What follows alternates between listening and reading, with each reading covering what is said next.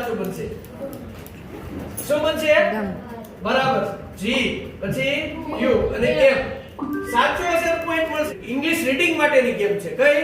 English reading માટે. તો English reading માટેની ગેમ છે. આમાંથી આટલી બધી ગેમ છે. જો નાના બાળકો એને ઇંગ્લિશ વાંચતા શીખવું હોય તો એના માટે ખૂબ સરસ ગેમ છે.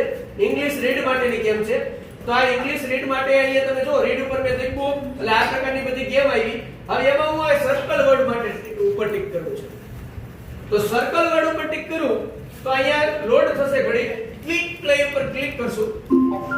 ચાલો આમાંથી કયો અર્થ નીકળે? એટલે પહેલા આર દબાવવાનો, પછી યુ દબાવવાનો, પછી એમ દબાવવાનો. પોઈન્ટ મળશે તમને. સાચું? તમારે હવે આમાંથી કયો શબ્દ સાચો બનશે? શું બનશે? બરાબર.